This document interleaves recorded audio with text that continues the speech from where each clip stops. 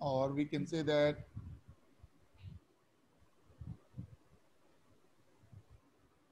importance of chelates. Okay, एक और heading दे सकते हो, यूजेस ऑफ चिलेट्स, राइट. तो सबसे पहला जो इंपॉर्टेंस है या यूज है वो है, सॉरी ये, ओके,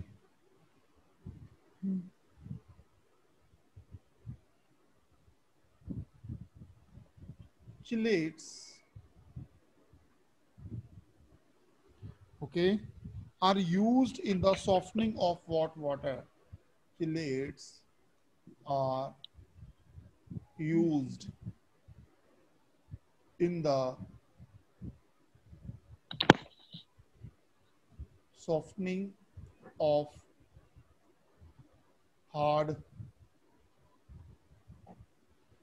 water. फॉर एग्जाम्पल, आपका जो वाटर है, हार्ड वाटर है, उसके अंदर बेसिकली कैल्शियम होता है या मैग्नीशियम होता है. ओके, आप उसके अंदर अगर EDTA डाल दो बेटा, ठीक है, तो क्या करेगा, कैल्शियम EDTA 2 पॉजिटिव, ये एक कॉम्प्लेक्स बन जाएगा, या फिर मैग्नीशियम EDTA 2 पॉजिटिव, ये वाला कॉम्प्लेक्स बन जाएगा. ठीक है, और ये कॉम्प्लेक्स बनके क्या करेगा, कैल्शियम और मैग्नीशियम का जो रोल है बेसिकली उसको खत्म कर देगा, क्योंकि कैल्शियम और मैग्नीशियम क्या करेंगे, अपनी आइडेंटिटी लूज कर देंगे. ओके, तो हमारा वाटर जो रहेगा अब वो हार्ड नहीं रहेगा. ओके, सेकेंड मोस्ट इंपॉर्टेंट है, chelates are used for descaling of boilers. Chelates are used for descaling of boilers. एक ही बात है जो मैंने ऊपर रिएक्शन लिखा है, एक्चुअली जो बॉयलर्स होते हैं ना, कहाँ पे यूज होते हैं, इंडस्ट्री में यूज होते हैं बेटा.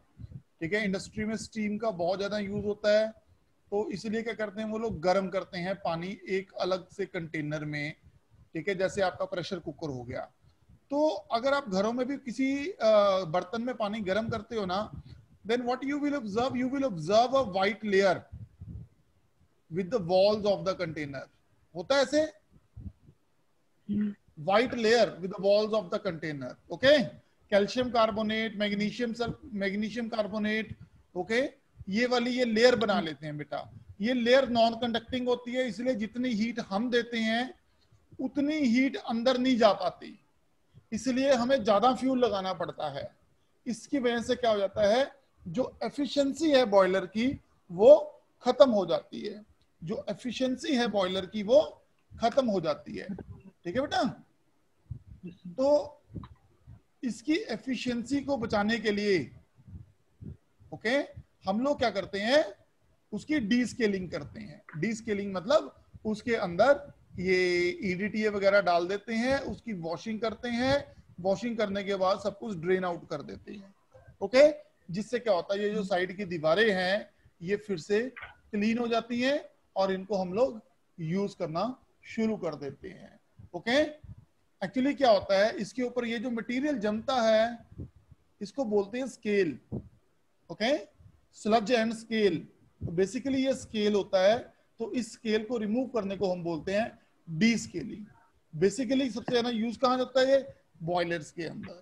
ओके, जहां बहुत सारा पानी बॉयल होना है और कैल्शियम मैग्नीशियम ने क्या होना है, साइडों पे वॉल्स पे जम जाना है. ओके बेटा, so that is the second use, or you can say that importance of chelates. Number 3, micronutrients.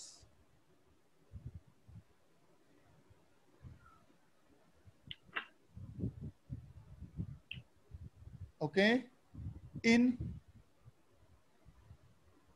soil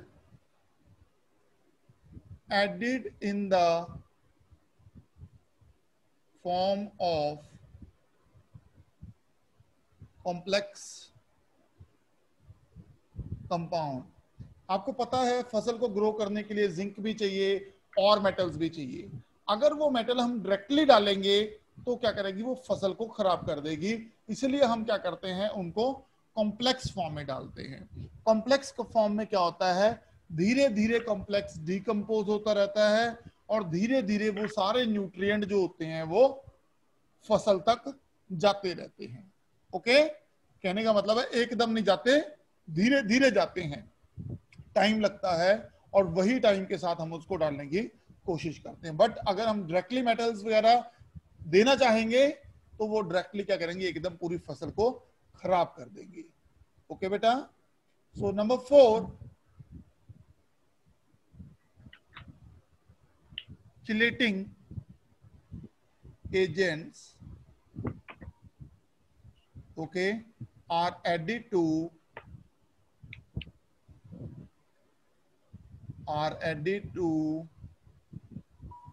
washing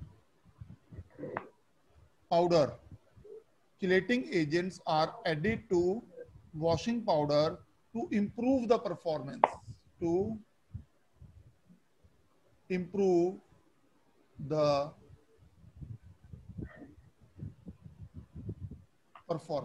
okay बेटा, तो chelating agents are added to the washing powders. अब बेसिकली वॉशिंग पाउडर झाग क्यों नहीं बना पाते?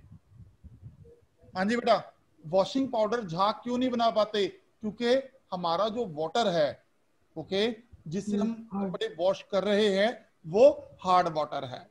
Hard water का मतलब है उसके अंदर बहुत सारा कैल्शियम या मैग्नीशियम पड़ा है।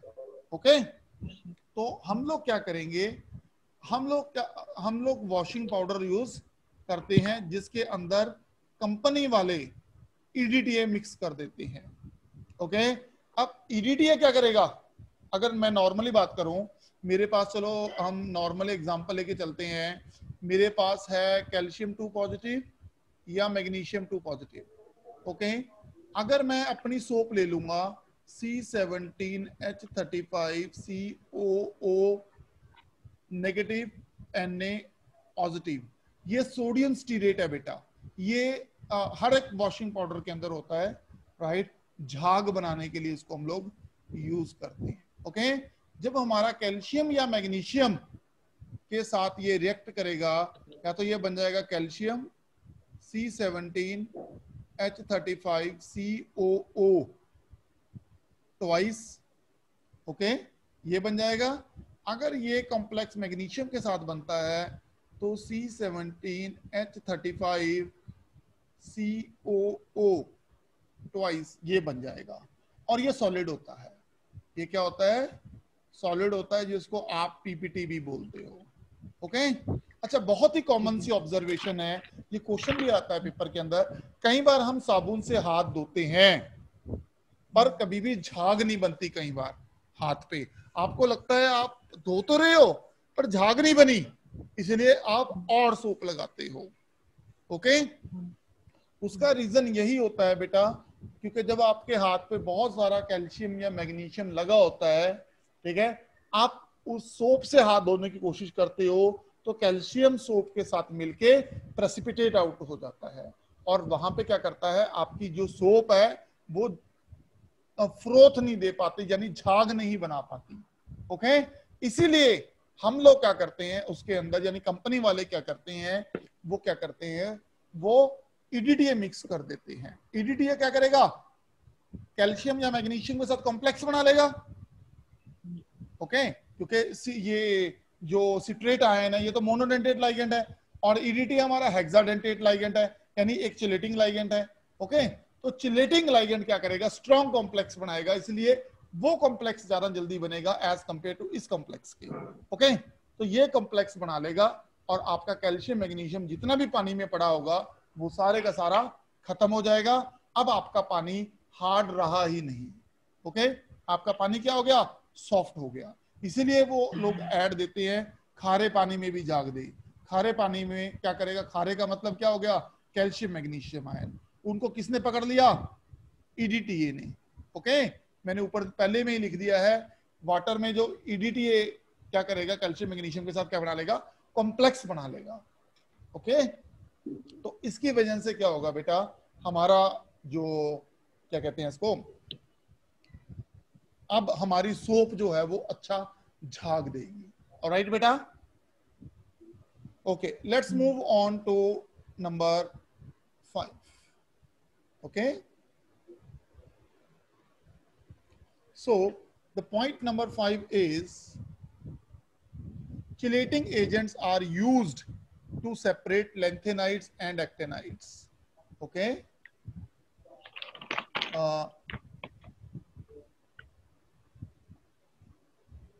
chelating agents are used to separate lanthanide and actinides. Okay, तो ये लैंथेनाइड जो एक्टिनाइड एक्सट्रैक्शन है ये भी हम चिलेटिंग एजेंट्स के थ्रू करते हैं, जिससे क्या होता है कि वो स्टेबल कॉम्प्लेक्स बना के सेपरेट आउट हो जाते हैं। बाद में कॉम्प्लेक्स तोड़ के हम लोग क्या करते हैं, अलग अलग कर लेते हैं लैंथेनाइड्स एंड एक्टिनाइड्स को। Okay, so chelating agents, chelating agents are used, okay, in the estimation of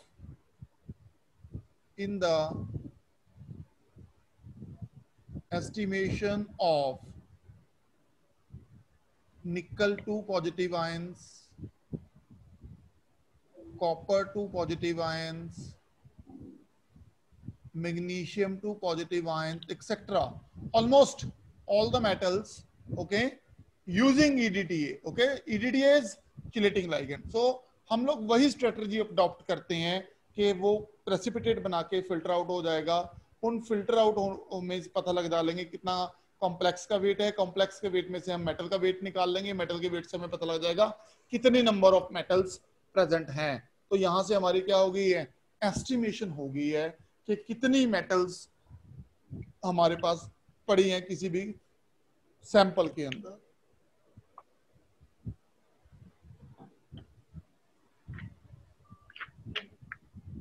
Next, move on. Point number 7. Okay, same. We not only remove the hardness of water. Hardness of water can be estimated using chelating ligand. Okay, hardness of water can also be calculated by chelating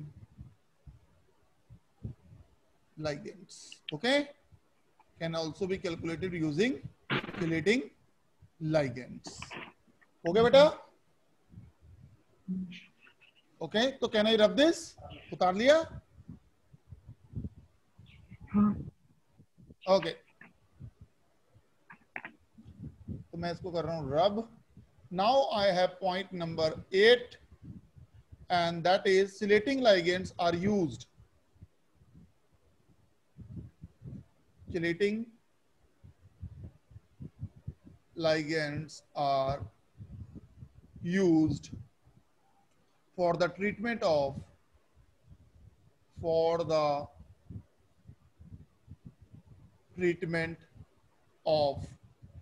heavy metal poisoning. Heavy metal poisoning. देखो heavy metal poisoning बात एक ही है, बात एक ही है heavy metal poisoning में भी। Okay, तो हैवी मेटल कौन सी होती है, लेड होती है, लेड पॉइजनिंग बोलते हैं हम लोग।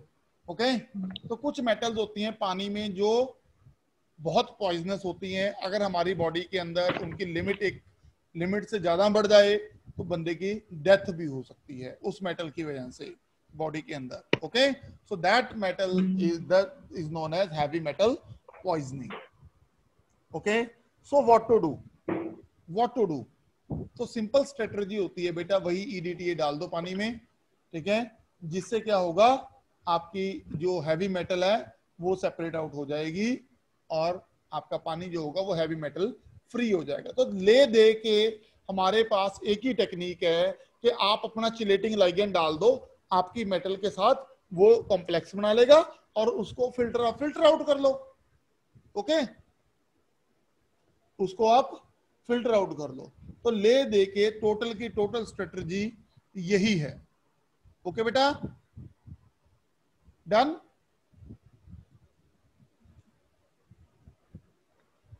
Okay, good. So now we move on to point number 4. ये खत्म हो गया सारा। Point number 4, and the point number 4 is coordination number.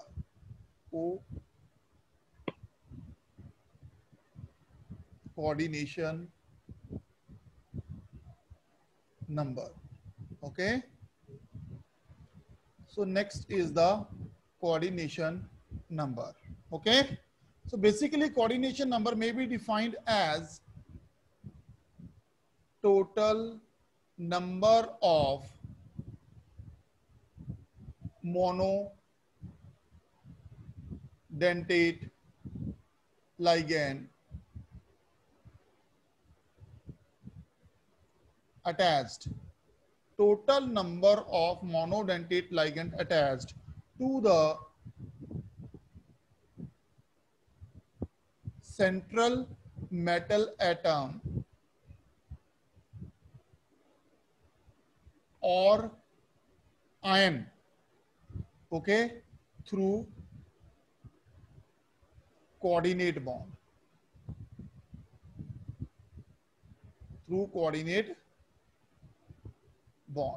Okay बेटा, इसको हम क्या बोलते हैं, कोऑर्डिनेशन नंबर। अब मैं बहुत सिंपल सी एग्जांपल लूंगा। मान लो मेरे पास एक कॉम्प्लेक्स है CONH3 6 times 3 पॉजिटिव। ओके, तो बेसिकली कोऑर्डिनेशन नंबर का मतलब होता है हमारी मेटल के साथ, जो हमारी मेटल है उसके साथ कितने नंबर ऑफ लाइगेंड लगे हुए हैं, कितने नंबर ऑफ लाइगेंड लगे हुए हैं through the coordination bond. Okay,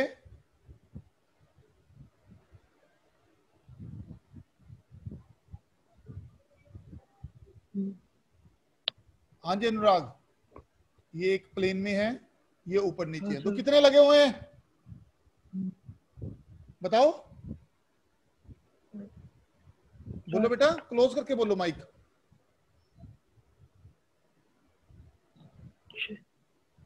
6, yes very right, 6 लगे हुए हैं। ओके, तो हम इसको काउंट भी कर सकते हैं, 1 2 3 4 5 6, और ये 6 नंबर यहाँ पे हमें मिलता है। NH3 जो है वो 6 लगे हुए हैं, तो कोऑर्डिनेशन नंबर कितना हो गया, 6 हो गया। Okay, but it is not always कि यहां से हमें अंदाजा मिल जाएगा। फॉर एग्जाम्पल मैं एक और कॉम्प्लेक्स लिखता हूं, COEN 3 times, okay, 3 positive. Okay, अब हम बनाते हैं इसका स्ट्रक्चर, CO, ओके, तो बेटा ये तो नॉर्मल हैं जो होंगे ही होंगे, कहने का मेरा मतलब है। अब हमने EN बनाना है। EN जो है वो बाइडेंटेट लाइगेंड है, मैंने कल बताया था आपको। ओके, यानी बाइडेंटेट, EN क्या है, एक बाइडेंटेट लाइगेंड है, वो दो बॉन्डिंग बनाता है। ओके, जैसे मैंने ये बना दिया, देखो। ओके, पर EN कितने बाइडेंटेट है? बाई का मतलब 2, 2 गुणा 3 कितने हो गए? 6। कोऑर्डिनेशन नंबर कितना हो गया कोबाल्ट का? इस यहां पे 6 हो गया, क्योंकि अब यहां पे आप दोबारा काउंटिंग कर सकते हो। 1 2 3 4 5 6। ओके बेटा, ये रहा 6 का 6 ही। ओके, बट EN को हम 2 काउंट करेंगे, यानी 2 × 3 इज इक्वल टू 6, क्योंकि EN जो है वो बाइडेंटेट लाइगेंट है, इसलिए हमें ध्यान रखना पड़ेगा कि हमारा लाइगेंट कौन सा है, बाइडेंटेट है, ट्राइडेंटेट है, मोनोडेंटेट है या हेक्साडेंटेट है। फॉर एग्जाम्पल मैं यहां पे बात करूं COEDTA, ओके, तो इसको मैं क्लोज कर दूंगा और यहां लिख दूंगा 3 पॉजिटिव। यहां पे मैंने लिया है 1। ओके, इसका मतलब ये नहीं है यहां से कि मेरे पास कोऑर्डिनेशन नंबर 1 हो गया है। ओके, इट डजंट मीन कि मेरे पास कोऑर्डिनेशन नंबर 1 है। 1 है, पर ये 1 कितने डेंटेट है? 6 डेंटेट है। तो आंसर कितना आ जाएगा? कोऑर्डिनेशन नंबर कितना आ जाएगा बेटा? 6 आ जाएगा। ओके, ये 6 बॉन्ड बनाता है एक लाइगेंड। क्लियर? इसलिए हमें इस चीज का पता होना चाहिए हमारा जो लाइगेंड है वो मोनोडेंटेट है, बाइडेंटेट है, ट्राइडेंटेट है या पॉलीडेंटेट है। ओके, बट काउंट जो होना है वो मोनोडेंटेट लाइगेंड ही होगा। ठीक है, मोनोडेंटेट का मतलब है बाई को 2 बार गिन लो, ट्राई को 3 बार गिन लो, मोनो को 1 बार गिन लो। तो जब बाई को 2 बार गिनोगे तो इसका मतलब आप उसको मोनो ही मानोगे। ओके बेटा,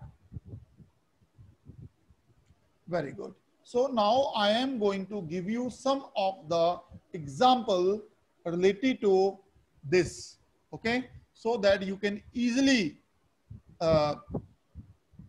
tell me now. A, G, C and twice, okay, negative,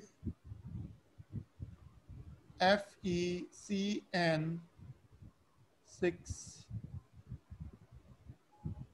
4 negative, CO, NH3, 4 times, EN, bracket close, 3 positive, COOX thrice, 3 negative, CU, NH3, 4 times, 2 positive, COEN thrice, 3 positive. Okay, next is COEN twice, NH3 twice, 3 positive, and yes form में भी आ सकता है Fe C2O4 3 times, 3 negative. Okay, so there are the few examples and let's discuss these examples one by one. Okay, let's discuss these examples one by one. Let me change the color of my sketch. Okay, if here CN is a monodentate ligand, so it is a monodentate ligand. So here is 2, so that means coordination number is equal to 2. Okay, CN is again monodentate ligand, मैंने पहले ही बता दिया है। तो यहाँ पे क्या है? 6 है, तो इसका मतलब कोऑर्डिनेशन नंबर कितना आ गया? 6 आ गया। अब NH3 क्या है? मोनोडेंटेट लाइगेंड है। EN क्या है? बाइडेंटेट लाइगेंड है।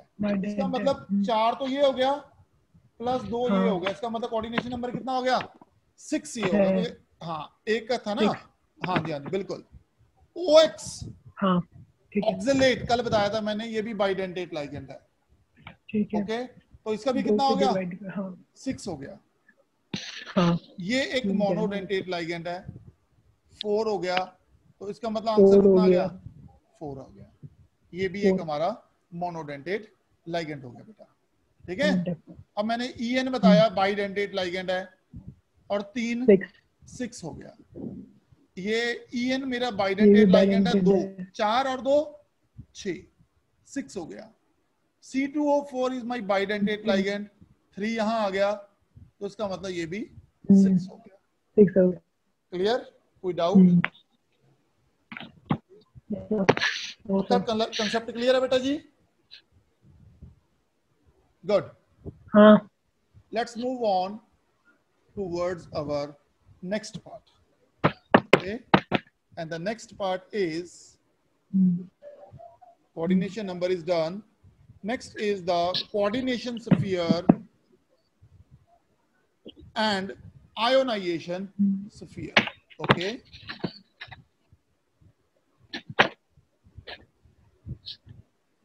coordination sphere and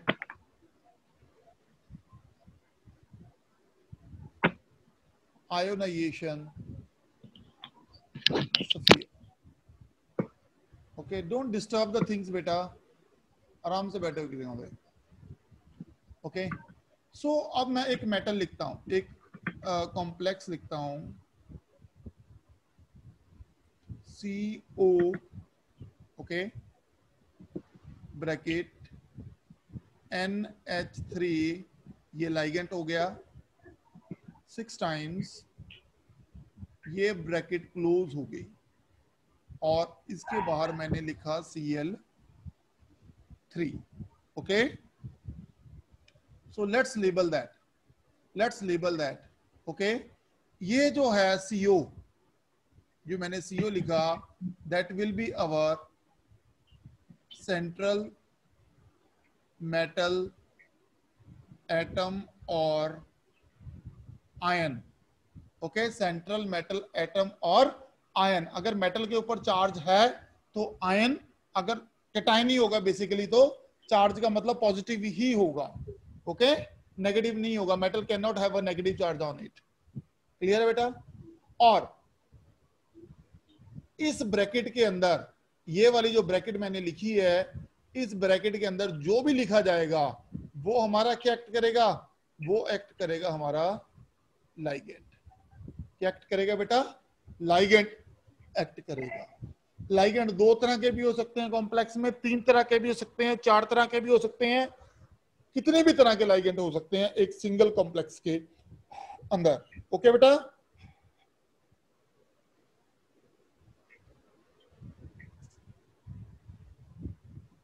और यहां पे एक नंबर लिखा होगा, that represent the coordination number, जिसको अभी पढ़ा है हमने, ओके।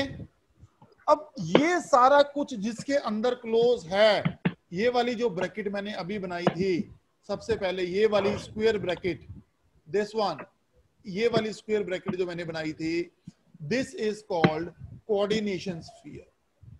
कोऑर्डिनेशन स्फीयर, इसको बोलते हैं हम लोग कोऑर्डिनेशन स्फीयर।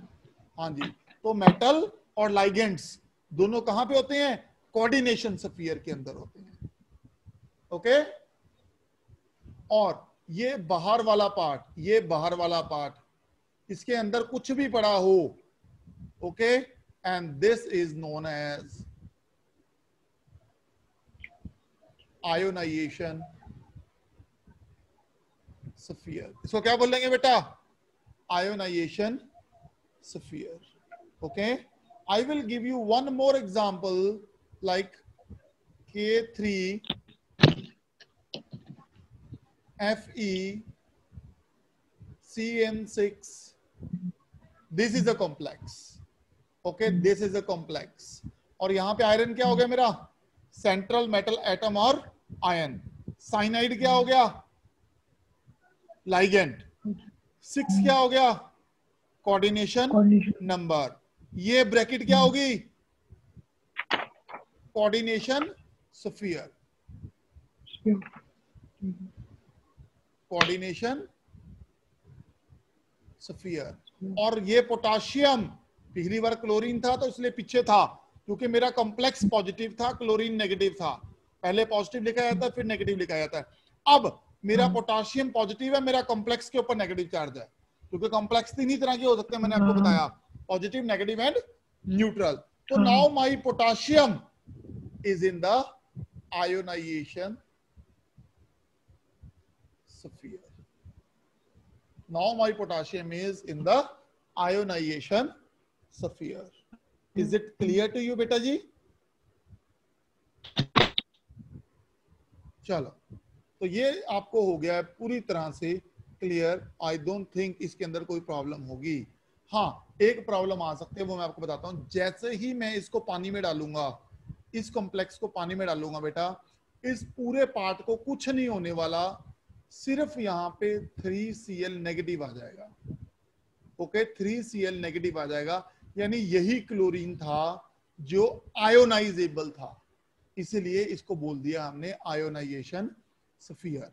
क्योंकि ये जो बाहर होते हैं उससे कोऑर्डिनेशन स्फीयर से, वो सारे के सारे क्या होते हैं, वो सारे के सारे आयोनाइजेबल पार्ट होते हैं, इसीलिए उनको क्या बोला जाता है, ionization sphere.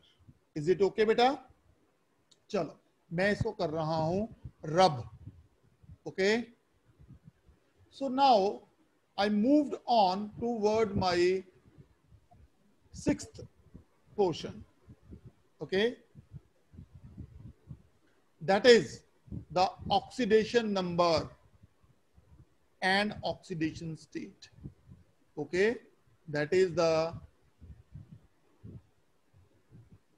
oxidation number and oxidation state. Okay, so that is very easy, oxidation number and oxidation state. सबसे पहले definition लिख लें, it is a number, it is a number which represent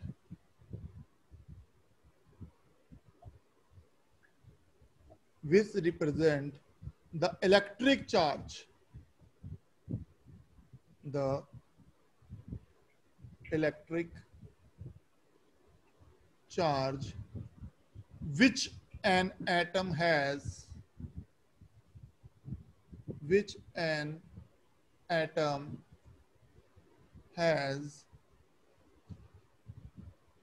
or appear to have,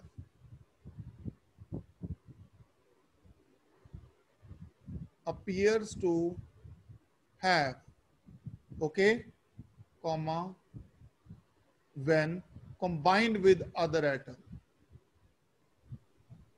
when combined with other atoms. Okay, तो ये charge या तो उसके पास होता है या ये जनरेट करता है जब ये और एटम के साथ कंबाइन होता है।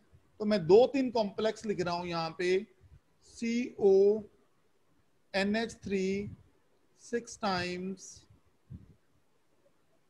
3 positive, COCl6 3 positive, sorry 3 negative this time, FeCN6 4 negative, FeCN6 3 negative. Okay, so let's calculate them. आपने वीडियो ऑफ कर ली बेटा, let's calculate them. Yes, so पहली बात, जो चार्ज, जो ऑक्सीडेशन नंबर, जो ऑक्सीडेशन स्टेट हमने निकालनी है वो हमेशा इस मेटल की होगी। ये वाली जो मेटल यहाँ रिप्रेजेंट करी जाती है, और किसी की नहीं निकालनी है कभी भी, ये बात ध्यान में रखनी है पहली बात तो, ठीक है। लाइगेंड्स के ऊपर जो चार्ज है ये आपको पता होना चाहिए, लाइगेंड्स के ऊपर जो चार्ज है वो आपको पता होना चाहिए। अब आप बोलोगे हमें कैसे पता होगा, आपको पता तब लगेगा जब आप हर एक लाइगेंड पढ़ोगे। कब पढ़ोगे? जब हम इनकी आईयूपैक नेमिंग करेंगे, ओके, जब हम इनकी आईयूपैक नेमिंग करेंगे। तो मेटल के ऊपर जिसके ऊपर चार्ज निकालना है उसको आप एक्स रखो, उसको आप एक्स रखो, प्लस 6 NH3 के ऊपर कितना चार्ज होता है? 0, बस और तो कुछ नहीं है, is equal to overall charge कितना है? +3। तो इसका मतलब x इज इक्वल टू कितना आ गया हमारा? +3 आ गया। हमारी मेटल के ऊपर कितना चार्ज आ गया? +3 चार्ज आ गया। ओके, सेम x +6 पर Cl तो नेगेटिव होता है ना, इसलिए -1 इज इक्वल टू -3। यहां पे अगर मैं इसको कैलकुलेट करूं तो ये होता है x -6 इज इक्वल टू -3। यहां पे भी क्या आ गया? x is equal to +3, x is equal to +3 आ गया यहां पे। ओके, नेक्स्ट यहां पे मैं दोबारा शुरू कर रहा हूं।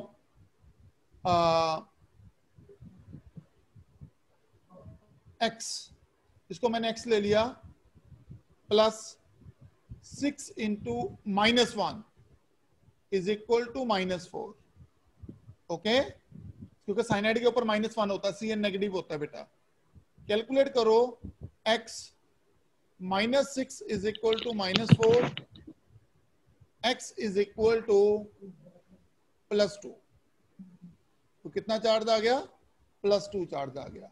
और यहां पे अगर मैं बात करूं, जबकि आयरन ही है, आपको लगेगा +2 ही आना चाहिए। ओके, आयरन ही तो है, बट आपको कैलकुलेट करना पड़ेगा। कैलकुलेट करने के बाद पता लगेगा कि कितना आया। Okay, x -6 is equal to -3, तो x इज इक्वल टू आपका कितना आ गया? +3 आ गया। कितना आ गया बेटा? +3 आ गया। ओके, तो ऐसे हम लोग कैलकुलेट करते हैं ऑक्सीडेशन नंबर। ओके, किसी भी मेटल का किसी भी कॉम्प्लेक्स के अंदर। Okay, is it clear? तो मैं आपको कुछ प्रैक्टिस के लिए दे रहा हूं। ओके, प्लीज आप उनको नोट डाउन कर लो। Okay, hope you are able to get. Okay, COEN 3 times. Okay, 3 positive.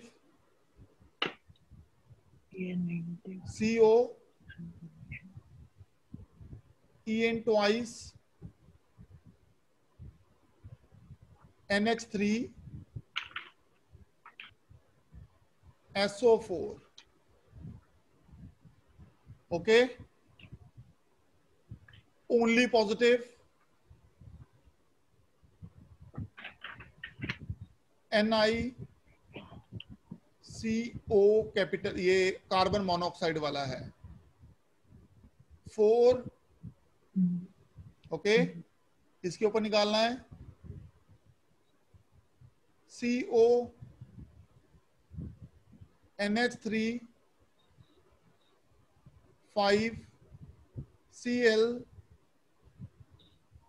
Okay, ऊपर आ गया 2 positive. CO NH3 4 times Cl2, सिर्फ positive charge. Okay, and last CO NH3 3 times Cl3, और ऊपर कोई चार्ज नहीं है यहाँ पे। ओके, इसके ऊपर कोई चार्ज नहीं है। क्लियर? तो I hope you are able to do this is very easily. Okay, but the problem you feel that I will tell you, okay, the problem that you are going to fill, EN के ऊपर कोई charge नहीं होता, मैं 0 लिख रहा हूं, इस EN के ऊपर 0 चार्ज होता है, NH3 के ऊपर 0 चार्ज होता है, सल्फेट के ऊपर -2 होता है बेटा, CO के ऊपर 0 चार्ज होता है, NH3 फिर आ गया 0 चार्ज आ गया, Cl के ऊपर -1 चार्ज होता है, NH3 के ऊपर कोई चार्ज नहीं होता, Cl के ऊपर -1 होता है, NH3 के ऊपर कोई चार्ज नहीं होता, Cl के ऊपर -1 चार्ज होता है. Now you are able to calculate. Okay? Clear है बेटा? तो क्योंकि अभी मैं अभी करवाए नहीं है आपको, इसलिए आपको थोड़ा बहुत मैं आपको चार्जेस बता देता हूं और आपने बस मेरे को कैलकुलेट करके कल को दिखाना है. ओके? ठीक है. Okay. Now the 7th part. Okay? The 6 parts have been done. Now we move on to the 7th part. मैं इसको रब कर रहा हूं. Okay? And the 7th part is charge on the complex ion. Charge on the complex ion. Okay? Charge on the complex ion. Okay? तो इसको मैं definite पहले लिख देता हूं थोड़ा सा इंग्लिश में. The charge carried by the complex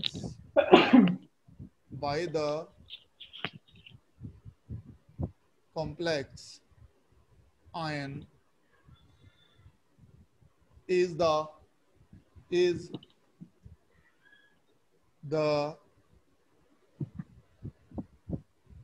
algebraic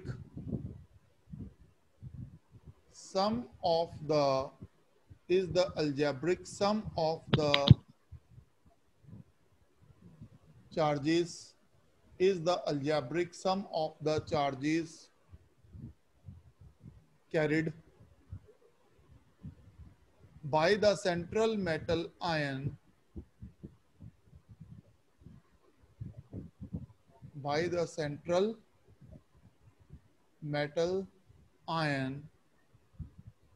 and the ligand attached to it. Okay? And the ligand attached to it. Clear?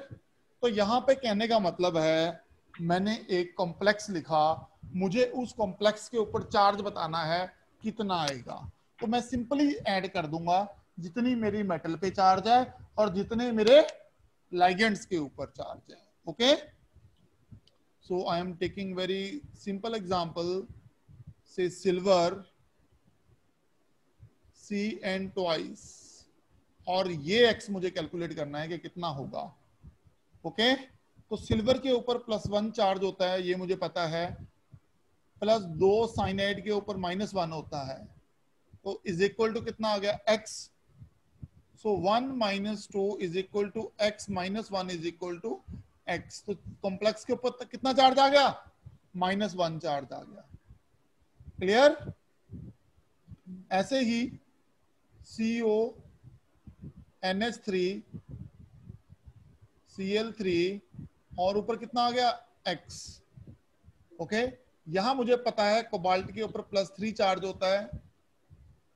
Okay? Plus ये 3 आ गया. 3 इसके ऊपर कोई चार्ज नहीं होता, 0 चार्ज होता है. +3 क्लोरीन के ऊपर -1 चार्ज होता है बेटा, इज इक्वल टू x. तो +3 - 3 is equal to x, 0 is equal to x. तो मुझे इसलिए कॉम्प्लेक्स के ऊपर कितना चार्ज आ गया? 0 चार्ज आ गया. ओके?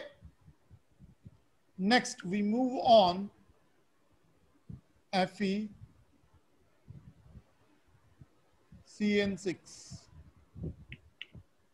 तो यूजुअली Fe2 पॉजिटिव होता है, साइनाइड -1 होता है. तो कैलकुलेट करके बताओगे कितना आ गया?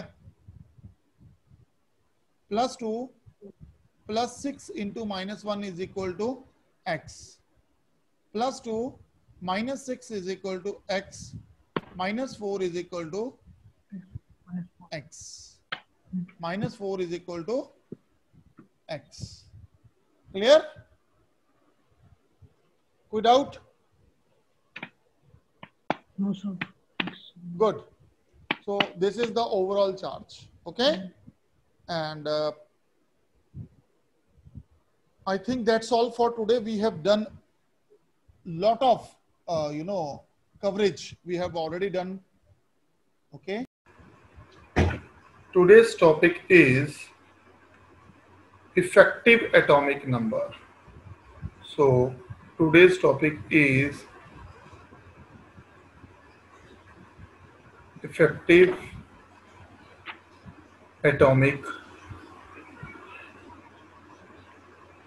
number. Okay. Now, what is this effective atomic number? Okay. सबसे पहली बात तो हमें पता होना चाहिए कि इफेक्टिव एटॉमिक नंबर है क्या.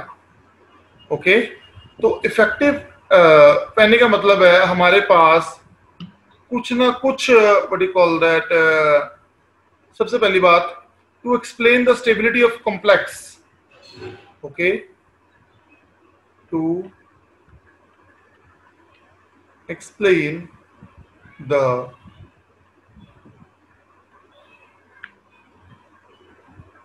stability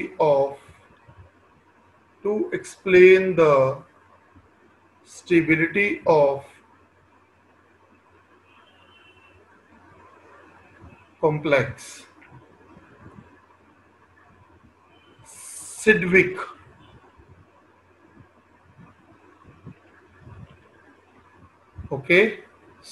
proposed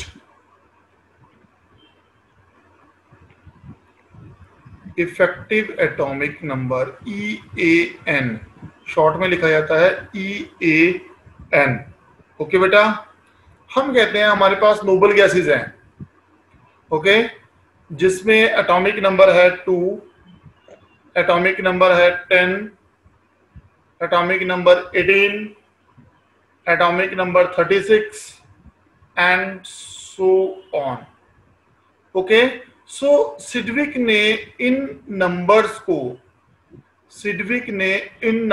को बोला था मैजिक नंबर. मतलब कोई भी एटम है, कोई भी मॉलिक्यूल है, एटम है सॉरी, उसके अंदर अगर इतने इलेक्ट्रॉन पड़े होंगे then it have completely filled orbital. Okay. तो उसका क्या होगा? कंप्लीटली फिल्ड ऑर्बिटल होगा और वो क्या बन जाएगा? Nobel metal. वो क्या बन जाएगा? Nobel metal. ओके. कहने का मतलब है वो रिएक्ट नहीं करेगा, वो काफी ज्यादा स्टेबल हो जाएगा. रिएक्ट नहीं करेगा मतलब स्टेबल हो जाएगा. जो चीज रिएक्ट नहीं करती वो स्टेबल हो जाती है. ओके. तो इसी चीज को तो इसी चीज को ध्यान में रख के सिडविक ने अपनी थ्योरी प्रपोज करी. वो बोलता है हमारे पास बहुत सारे कॉम्प्लेक्स हैं. ओके. जिस कॉम्प्लेक्स के टोटल इलेक्ट्रॉन जिस कॉम्प्लेक्स के टोटल इलेक्ट्रॉन का सम किसके इक्वल होगा? मैजिक नंबर से इक्वल होगा. Okay. Sum that is equal to magic numbers. Okay. That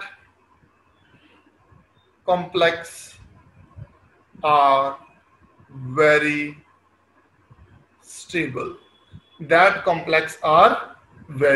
stable. For example, अगर मैं 36 को स्टेबल मानता हूं तो 37, 38, 39. Similar way 35, 34, 33. 36 is the stable. 36 is the stable and stability decreases. Stability decreases and downward also stability decreases. So on both the side stability will decrease. Okay, तो अब हमने calculate करना है. Okay, now we have to calculate effective atomic number of the complexes. If it comes out to be 36, okay, अगर वो 36 आ जाता है, right, then our complex is stable. Okay, otherwise it is less stable depending upon how much deviation it shows from 36 or 72. Okay, 54 is also after 36. I have 54. That's a magic number. Okay, so let's start with this concept and write down the formula. Can I rub this? Okay, so effective atomic number is always equal to atomic number of metal, जो भी metal ले रहे हैं हम लोग, minus its oxidation state. सो इसका मतलब metal के पास एक्चुअल में कितने इलेक्ट्रॉन्स पड़े हैं वो आ जाएंगे. ओके, प्लस 2 इंटू एक लाइगेंड कितने इलेक्ट्रॉन देता है? 2. Okay, 2 into coordination number.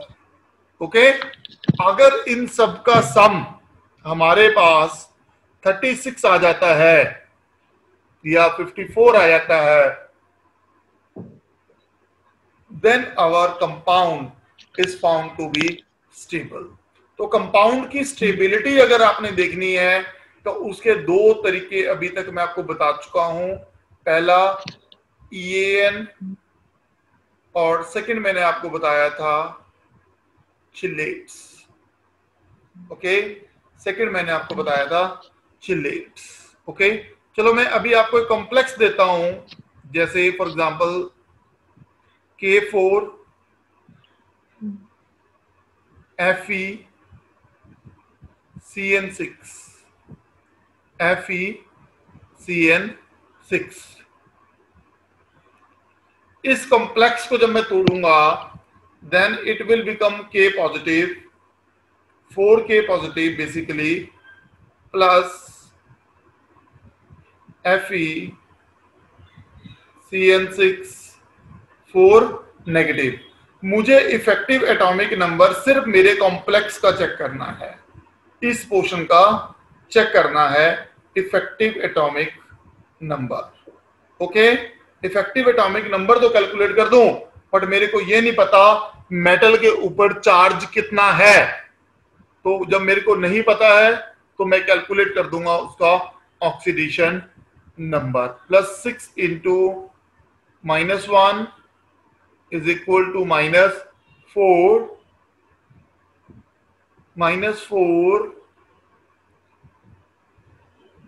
plus 2. So that means the charge on the metal is +2. Okay, +2 इसका क्या हो गया? ऑक्सीडेशन स्टेट है. So let's calculate EAN. EAN. The atomic number of iron is 26 minus oxidation state +2 plus 2 into the coordination number. How much? 6. 6. Yes. 26 minus 2 plus 12 24 plus 12 comes out to be 36. Magic number comes out to be 36, yani magic number. Okay, so it is very easy task. Okay, let's take one more example and then I will give you one or two example for yourself. CO NH3 6 times Cl3. When you broken this complex, it should be written as CO NH3 6 times Cl3 का मतलब ऊपर क्या आ गया 3 positive plus 3 Cl negative. Now I have to calculate X first.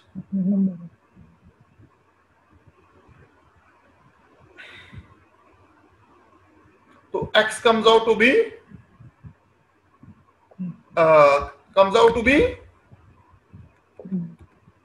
yes plus 3. Okay. So now let's come on to EAN, effective atomic number. The atomic number is 27 minus 3 plus 2 into coordination number is 6. Okay, 24 plus 12 comes out to be 36. Okay, 36 means magic number. 36 means magic number and your complex is highly stable. Okay, beta? So if you want, let's take one more example. K2 PTCl6. Okay, when I open that, it will become K positive plus PTCl6 to negative. Okay, that means X plus 6 into minus 1 is equal to minus 2. X is equal to plus 4. What is the value of X? That is plus 4. Let's calculate EAN for this complex. What is the atomic number of platinum? It is 78. 78 minus 4 plus 6 into 2 comes out to be 74 plus 12 comes out to be 86. 86 is the atomic number of radon, which is again a noble gas, and this comes out to be the magic number. Okay, without Hanji beta. So that's how we will calculate the effective atomic number of different complexes. Is it okay? Yes, sir. Good. समझ आ गया? हाँ. Okay, cool. अब book में से आपने solve करनी है at least 5 examples. Okay? At least 5 examples. Please write down your homework. 5 examples of effective atomic number. Okay? So let's move on to the Werner theory of coordination compounds. I'm going to rub that. Okay. Werner theory of coordination compound. So Werner was the first person who have discovered the coordination compounds. So Werner was the first person who have discovered these coordination compounds and given theory on that. Okay, so basically what he have, how he have discovered, he have mixed cobalt chloride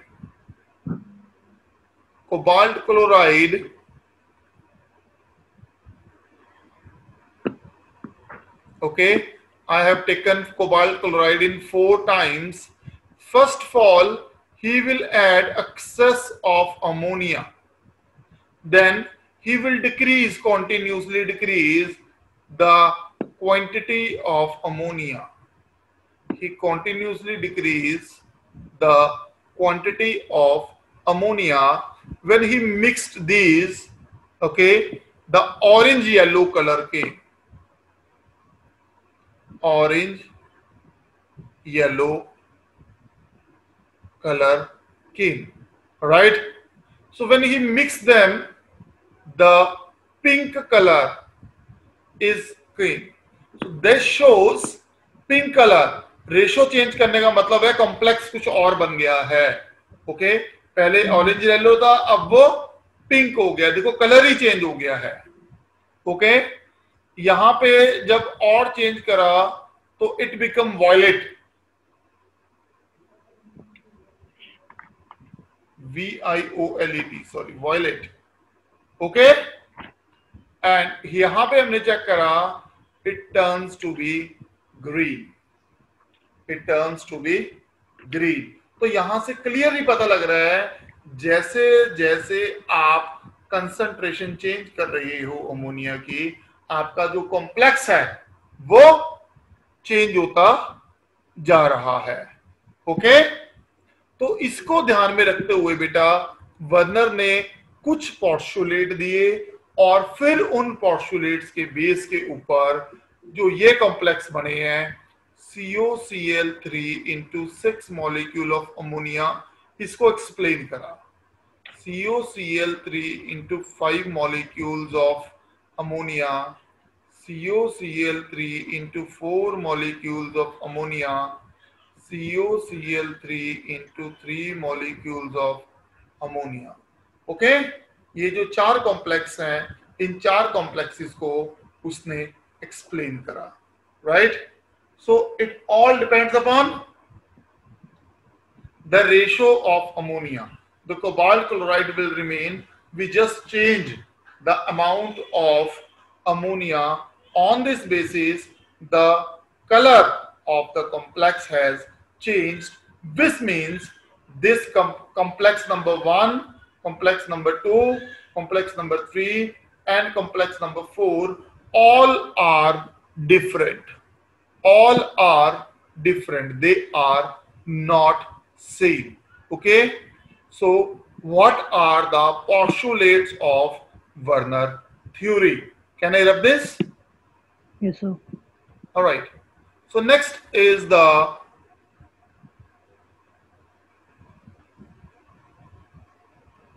postulates of Werner theory. Okay, postulates of Werner theory.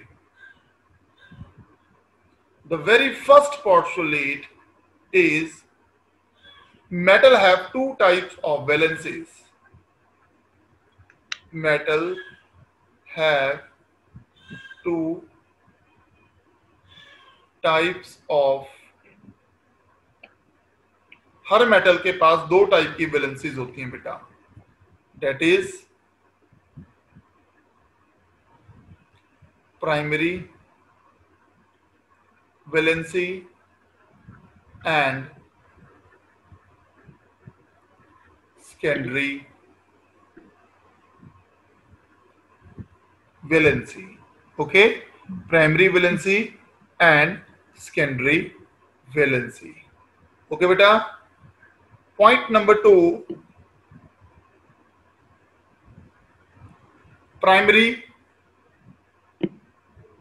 valency are ionizable. Primary valencies are ionizable. Okay, हाँ जी बेटा, primary valencies are ionizable. Okay, then secondary valencies are not ionizable. तो secondary valencies are not ionizable or non-ionizable. Okay, primary valencies are also referred to as oxidation state. Okay, primary valencies are also referred to as oxidation state. Okay, any doubt? Okay, so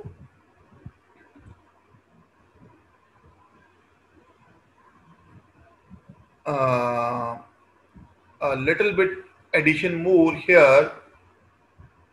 Okay, so primary valencies are those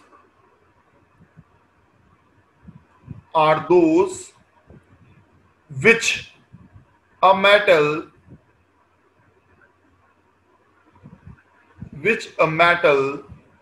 exhibit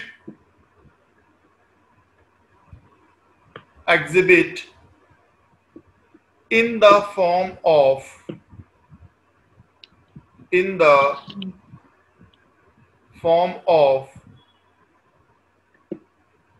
its simple salt. In the form of its simple salt. Okay, beta? Good. And what about secondary valencies? Are those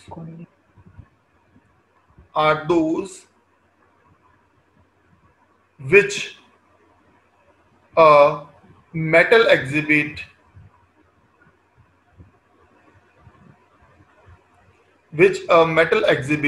in the form of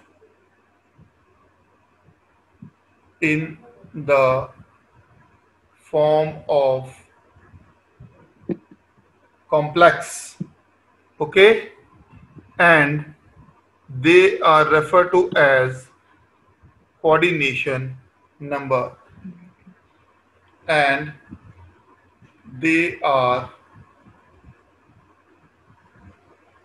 referred to as coordination number. Okay बेटा, तो primary valencies हमारे ion वाली valencies होंगी, ionisable होगी, मतलब जो ionisation से fair हो गया वो हमारे प्राइमरी वैलेंसी को डिफाइन करेगा. ओके, और जितना भी हमारा कोऑर्डिनेशन नंबर होगा वो क्या एग्जिबिट करेगा? सेकेंडरी वैलेंसीज को. वो क्या एग्जिबिट करेगा? सेकेंडरी वैलेंसीज को. Okay, so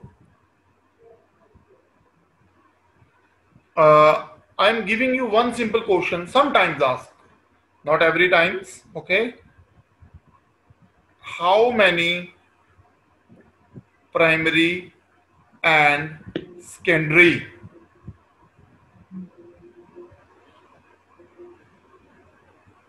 valencies are there in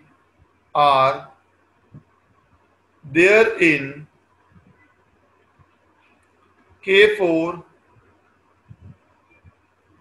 FeCN6. हाँ जी, बताओ इसमें कितनी होंगी primary and secondary valency? So it is very easy.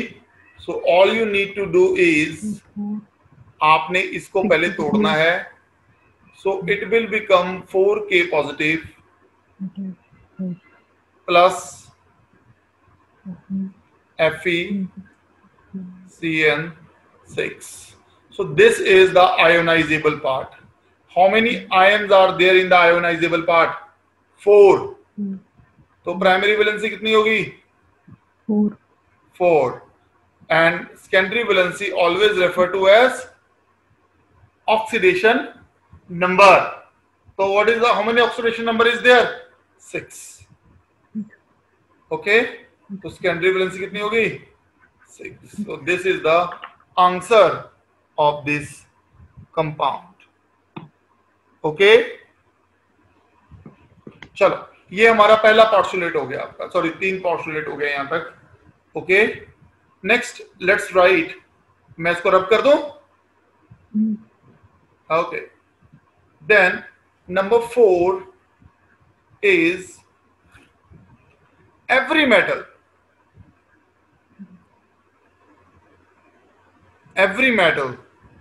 has a tendency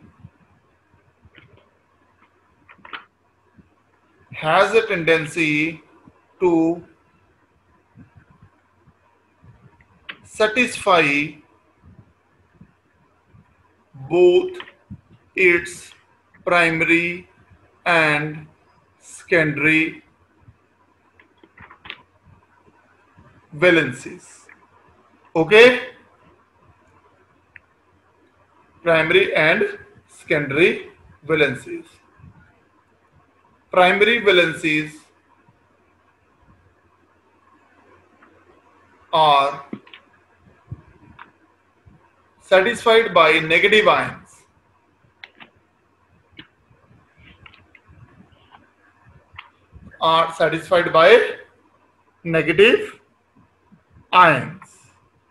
Okay, and secondary valencies are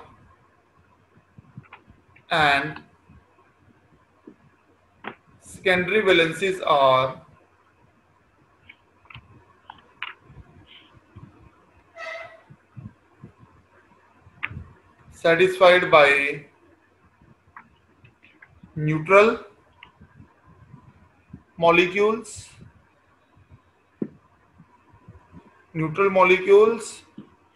or ions, generally called ligands.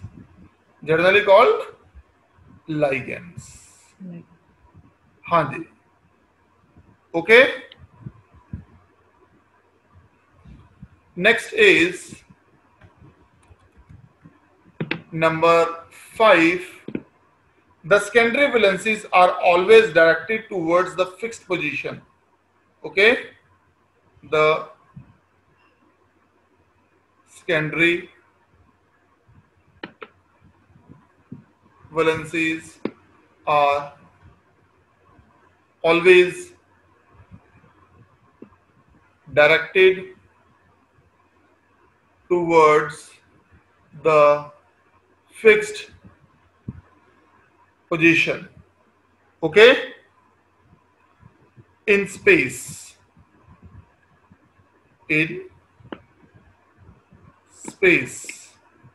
Full stop. So this is responsible for the geometry of the complex. So these are responsible for geometry of the complex. समझते हो, दो तरह के bond होते हैं बेटा, एक होते हैं आयनिक, एक होते हैं कोवलेंट. ओके, कोवलेंट में मैं कोऑर्डिनेट को भी बीच में इंक्लूड कर देता हूं. आयनिक बॉन्ड जो होते हैं वो नॉन डायरेक्शनल होते हैं, ये हमेशा ध्यान में रखना. Okay, and are not responsible for shape and geometry. Okay, तो इनकी कोई भी शेप या ज्योमेट्री नहीं होती आयनिक कंपाउंड्स की. तो आयनिक कंपाउंड हमेशा हमें क्रिस्टल स्ट्रक्चर के अंदर मिलते हैं. ओके, आयनिक कंपाउंड जो हैं हमारे वो सारे हमें क्रिस्टल स्ट्रक्चर के अंदर मिलते हैं. अगर मैं बोलूं हमारे घरों में सबसे साधारण नमक कौन सा आता है, आप बोलोगे सर NaCl आता है. ओके, NaCl के बीच में आप ऐसा बना लोगे, मैं बोलूंगा बताओ उसकी ज्योमेट्री क्या है, आप बोलोगे सर इसकी ज्योमेट्री लीनियर है, जो कि आंसर गलत है. गलत क्यों है? क्योंकि NaCl जो है वो एक आयनिक कंपाउंड है, पॉजिटिव नेगेटिव. ओके, और जो आयनिक बॉन्ड होते हैं वो नॉन डायरेक्शनल होते हैं, इसीलिए NaCl की कोई भी ज्योमेट्री नहीं होगी. वो क्या होगा, उसका क्रिस्टल स्ट्रक्चर होगा. कौन सा क्रिस्टल स्ट्रक्चर है? Face centred. cubic system. So NaCl belongs to FCC system. Okay बेटा, अब हम बात करते हैं, चाहे वो कोवलेंट हो चाहे वो कोऑर्डिनेट कोवलेंट बॉन्ड हो, दोनों ही डायरेक्शनल होते हैं, दोनों ही डायरेक्शनल होते हैं and they are responsible for shape and geometry of the molecule. समझ आ गया बेटा? ये shape and geometry of the molecule. Okay, so next point,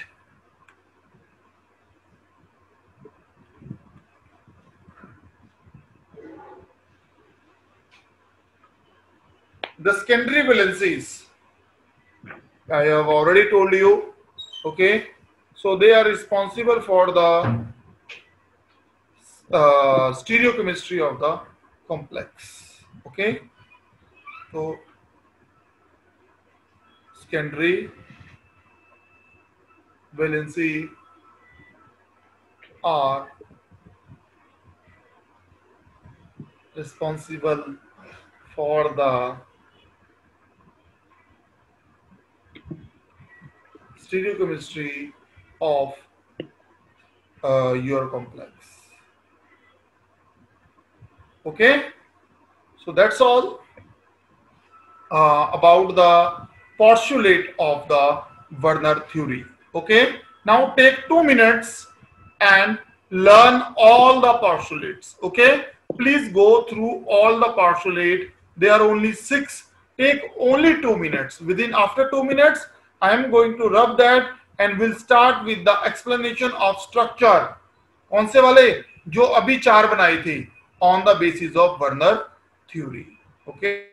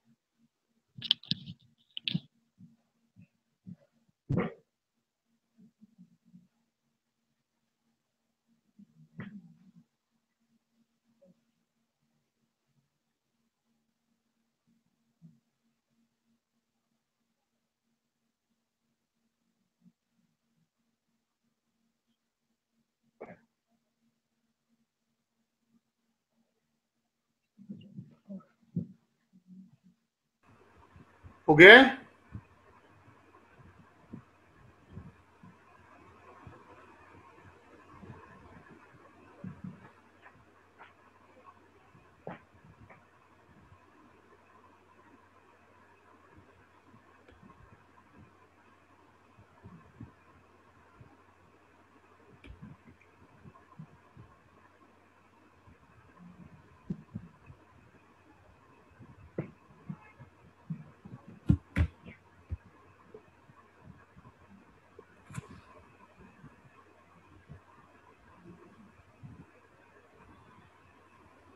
okay done.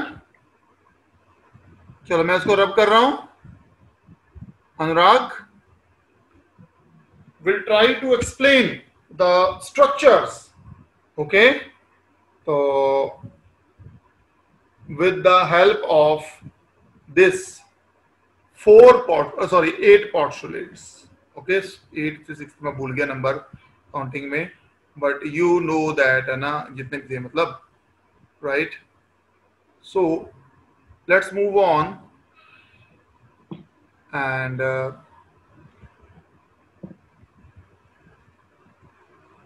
okay, let's start. Okay, so heading is structure of complexes on the basis of Werner theory. Okay, कहीं ये भी लिखा होता है on the basis of Werner postulates, तो एक ही बात है।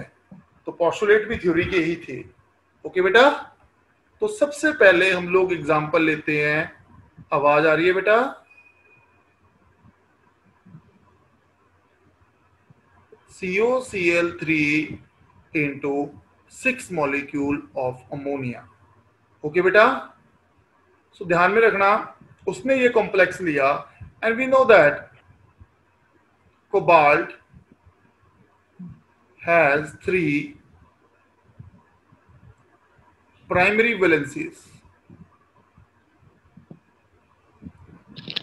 and 6 secondary valencies। Okay, full stop. तो ये हमें पता है। Okay, so what we will do, we will dissolve or take this complex into a container or a round bottom flask. RBF means round bottom flask. Okay, we will take this complex into RBF and then we will add additionally silver nitrate AgNO3. Okay, then what will happen? Okay, observation. What we'll observe? Okay, so in the observation, so white PPTs are formed. White PPT are formed. Okay, white PPT हमें मिल गए हैं। What we will do?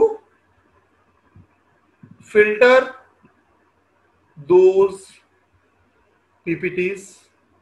Okay, उन PPTs को filter करो। Filter करने के बाद dry those PPTs। Okay, way those dry करो, ड्राई करने के बाद वे करो, वे करने के बाद कैलकुलेशन करो, वे करने के बाद कैलकुलेशन करो, क्योंकि सबसे पहले अंदर आपने डाला था आपका कॉम्प्लेक्स। तो कितने ग्राम आपने कॉम्प्लेक्स लिया और उसके अंदर कितने पीपीटी फॉर्म हुए, उसके अंदर कितने पीपीटी फॉर्म हुए और उस कितने ग्राम के अंदर कितने Cl नेगेटिव आयंस थे, that is ionisable chlorine. Okay, कितने क्लोरीन आयंस थे। ओके बेटा, तो अब मैं इसको आगे कंटिन्यू करता हूं लिखना। Okay, the complex is treated with the complex is treated with silver nitrate AgNO3 and gave white PPT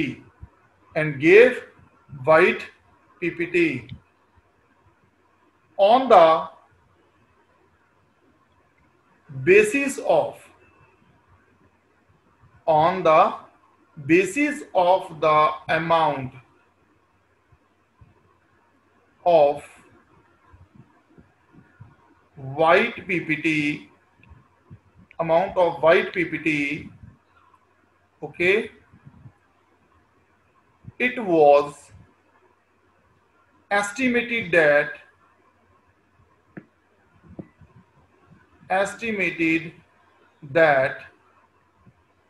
there are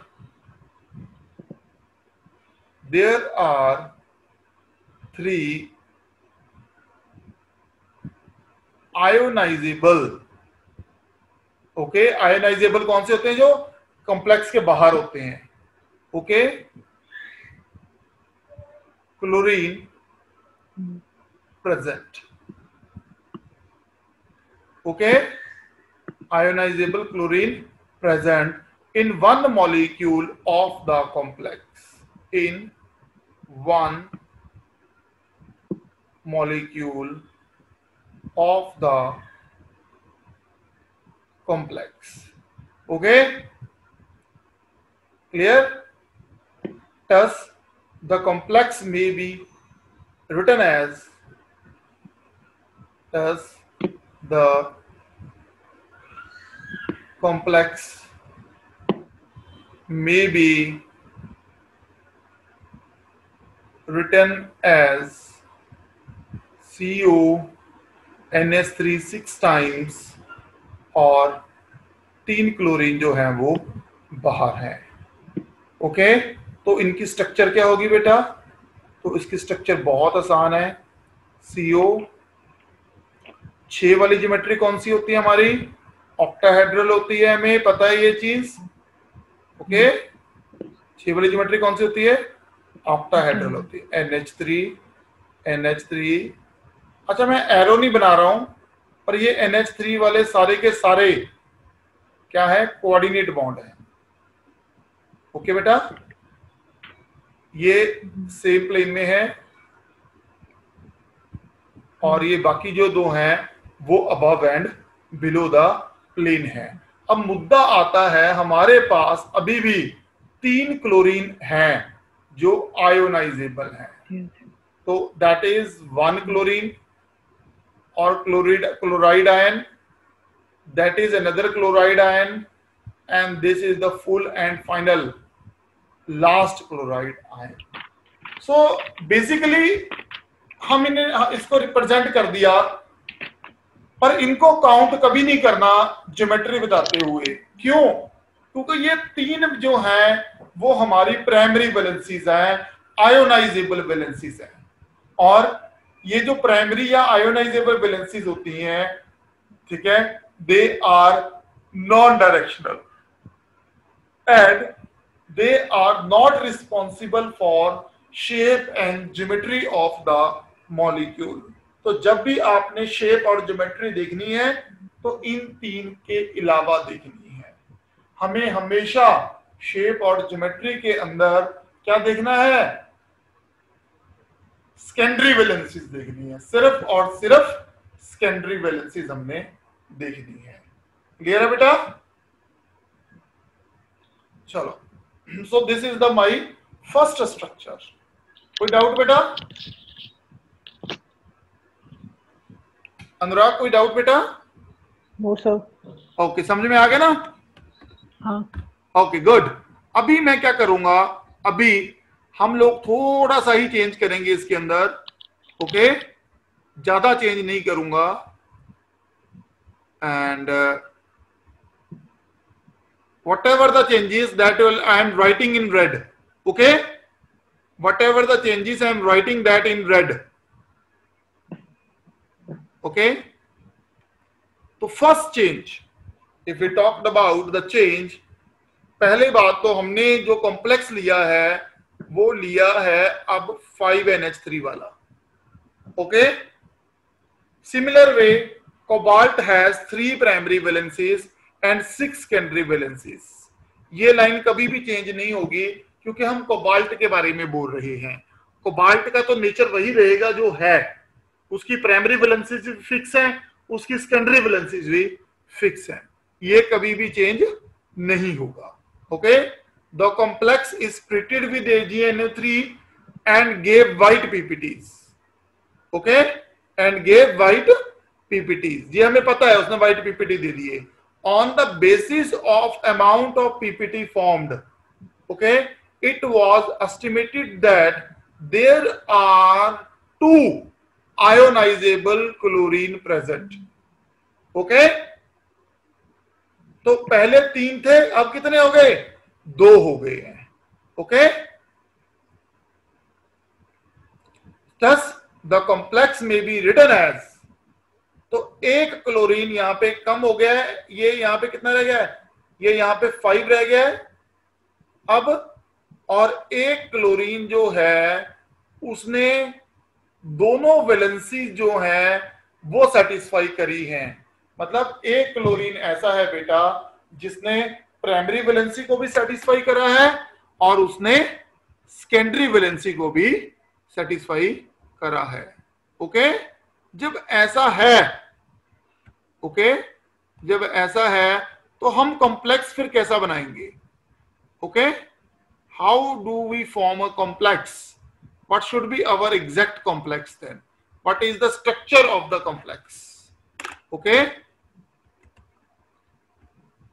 So मेरे पास एक क्लोरीन ऐसा है ना, जो प्राइमरी वैलेंसी भी और सेकेंडरी वैलेंसी भी दोनों वैलेंसीज को सेटिस्फाई कर रहा है।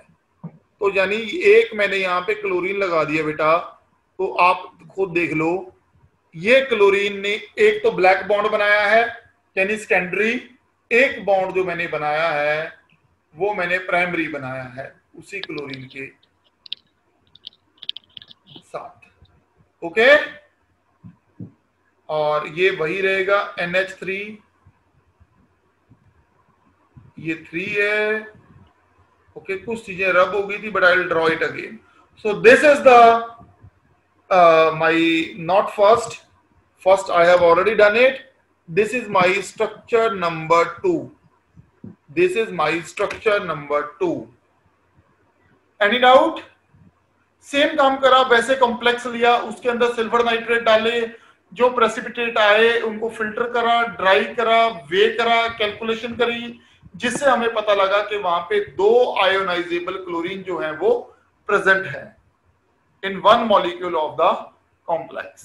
Okay, so the structure, so the formula can be written as like this and structure हमने उसका ड्रॉ कर दिया। कोई डाउट बेटा? No, sir. पक्का? Yes, sir. Okay, take a screenshot of this. Take screenshot of this. Okay, because अभी मैं third करवाने वाला हूं, वो भी इसी के अंदर चेंजेस करूंगा मैं। Okay, so let's move on to the example number 3. In the example number 3 वही मैं हाईलाइट करूंगा सारे का सारा काम, right? And okay, I'll do modification in this complex also. Okay, chalo, let's start. I am now starting with the blue color. Okay, now starting with the blue color. तो सबसे पहले यहाँ पे था 4NH3. Okay, 4NH3 and cobalt has 3 primary valencies, 6 secondary valencies. ये मुझे पता है. Okay, the complex is treated with AgNO3 and the white PPT, okay, and gave white PPT. पर white PPT की जो अमाउंट है वो कम हो जाएगी बेटा। On the basis of amount of white PPT, it was estimated that there are only one ionizable chlorine present in one molecule of the complex. सिर्फ एक ही क्लोरीन का मॉलिक्यूल प्रेजेंट था इन वन। ओके, तो इसका मतलब Cl2 अंदर हो गया और एक क्लोरीन जो है वो बाहर रह गया, सिर्फ एक क्लोरीन बाहर रह गया। ओके, जब एक क्लोरीन बाहर रह गया बेटा, देन हमें पता है क्या होगा, बोलो। अब जो Cl है, जो 2 Cl हैं, कोई भी 2 ले लो, फर्क नहीं पड़ता बेटा। Okay, they will satisfy primary and secondary valencies. ये NH3 आ गया और ये एक ही प्लेन में है। ओके बेटा, so this is the structure of the complex and this is my structure number 3 जो मैं एक्सप्लेन कर रहा हूं, लास्ट रह गया, एक लास्ट रह गया है, बिल्कुल। Okay, COCl3। समझ आ गया बेटा? Yes sir. Take screenshot of that, copy के ऊपर बाद में लिख लेना। Okay, so let's start with our last structure explained by. ओके, तो एक तो मैं इसको रब करूंगा। ओके, एंड फिर मैं इसको एक्सप्लेन करूंगा और फिर मैं स्ट्रक्चर को सारा ही बनाऊंगा। Okay, and this time I will use orange colour. Okay, I am going to use this orange colour. तो first of all this is my structure number 4, okay, into 3 molecule of ammonia. Okay, so we know that cobalt has 3 primary valencies and 6 secondary valencies. ये चीजें तो fix रहेंगी क्योंकि cobalt है। जब cobalt को AgNO3 के साथ दिया गया, okay, and no white PPT observed, no white PPT observed. Okay बेटा, अब कोई PPT मिले ही नहीं। Okay,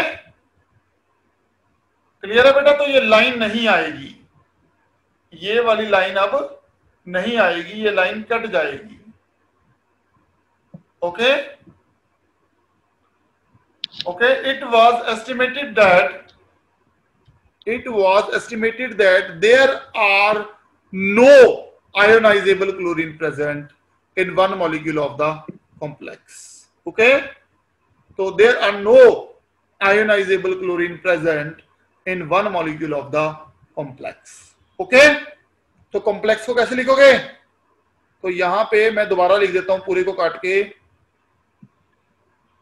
CO NH3 3 times Cl3, अंदर 6 पूरे करने हैं बस आपने, Cl3, तो ये कॉम्प्लेक्स बन जाएगा बेटा आपका। ओके, तो इसका स्ट्रक्चर क्या होगा? CO 6 तो आप वैसे ही बना लो, और इसके साथ ये बना के इसको Cl यहां लगा लो, एक Cl यहां लगा लो और एक Cl यहां लगा लो, बाकी तीनों जगह पे NH3 लगा दो। ओके, क्योंकि क्लोराइड आयन, अगर हम देखें क्लोराइड आयन के पास इतनी टेंडेंसी होती है कि वो प्राइमरी वैलेंसी को भी सेटिस्फाई कर सकता है, क्योंकि वो नेगेटिव आयन है, वो उसके पास लोन पेयर है, इसलिए वो सेकेंडरी को भी सेटिस्फाई कर सकता है। Okay, clear Anurag? Yes sir. Okay, so that's all for my today's class. Okay, I'll see you tomorrow with my new class. Okay बेटा, समझ आ रहा है आपको?